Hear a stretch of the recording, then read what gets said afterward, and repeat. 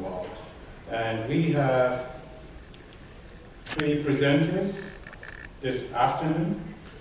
Our first presenter, that would be Catherine.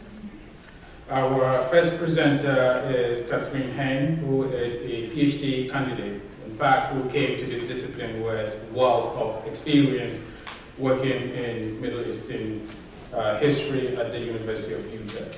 She came to the field after working for 17 years in the Middle East, predominantly in Jerusalem. She has organized panels on feminine slavery for the annual MISA conference, which is Middle East Studies Association, to form a listserv for other scholars of feminine slavery in Islam, and she has co-edited a book with Matthew S. Godman. What's the title of the book? It's still in work. Okay, a book which is in progress with 16 other scholars. And the book revolves around courtesans and concubines, songs and signs, women, slavery, and social mobility across the medieval Islamic world. So please join me in welcoming Dr. Hain and presenting her paper. The floor is yours.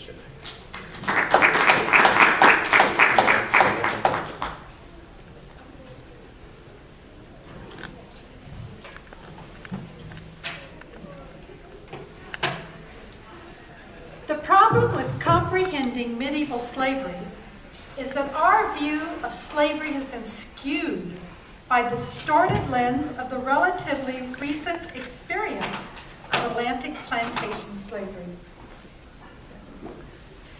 Tropical agribusiness required muscular, malaria-resistant labor. The resulting slavery in the Americas was abnormal in that it was predominantly masculine and racial, i.e., it required African bodies that had built up immunity to malaria through red blood cell abnormalities that we now recognize as sickle cell anemia. Slavery in the Christian and Islamic Mediterranean world was much more the norm for the long history of slavery. Medieval slave demand was mainly feminine. Women were purchased for work in domestic households as concubines, musicians, and servants. Children were also purchased for further training. Boys were castrated for use in the women's quarters or as administrators, not just in Muslim Cairo and Cordoba, but also in Christian Constantinople. Still, the greatest demand was for female slaves, who were consistently more expensive than males, with the exception of eunuchs, whose high price reflected the estimated 90% death rate from castration. In the Mediterranean, the social space and social mobility available to concubines varied immensely in the Islamic South as compared to the Christian North. Concubines in Christian Europe were disenfranchised from the church and bore illegitimate children, whereas in the Islamic realm, slave concubines were in a relationship sanctioned by the Quran and gave birth to children who received their father's free status and were equally included in his inheritance. In Sharia law, concubines were religiously condoned as long as they were slaves and not free women. The Sharia laws were backed by Muhammad's biography from the Hadith collections, which perhaps were later inventions of Muhammad's sayings, and from the Quran and its commentaries, and from the examples set by the caliphs. Sex with slaves was sanctioned in all of these venues and was not considered zina or adultery. The first Muslims considered themselves descendants of Prophet Abraham, Ibrahim in Arabic, through his firstborn son Ishmael, born of the slave girl Hajar. The Prophet Muhammad also owned concubines, in addition to his 11 or so wives. 4 of these women are known by name, but one in particular captured his attention and bore him a son. The story of this slave girl is left out of the earliest surahs, biographies of the Prophet, but is recounted in Ibn Sa'id's Tabaqat and again in exegesis of the Quran, Surah 66. This enigmatic Quranic passage, according to the commentaries, was revealed to resolve the problems caused by the jealousy of Hafsa, one of the Prophet's wives, when she caught Muhammad and this slave girl sporting in her own private room on her designated day to have the Prophet's attention. Now, according to the Hadith, this concubine was a gift of the Melkite Patriarch of Alexandria.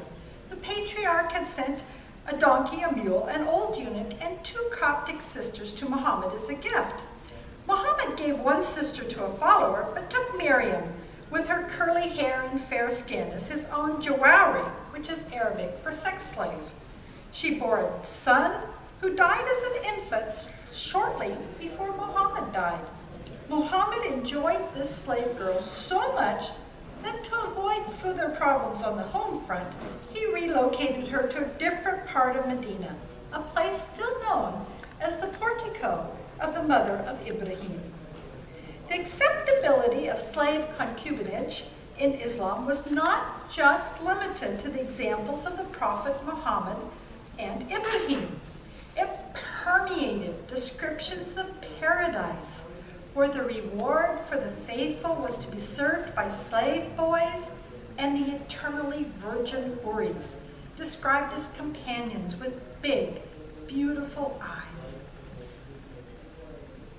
The Quran is very vague about these heavenly servants, so further hadiths and commentaries develop the Huri concept.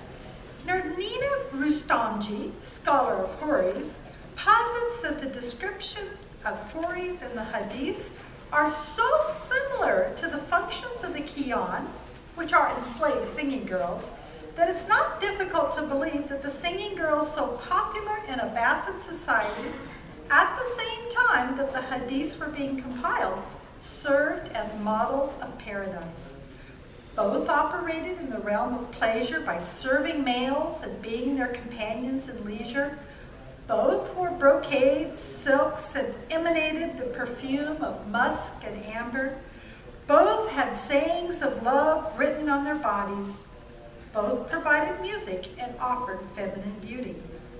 It's only in their moral standing and ownership where they differed so radically.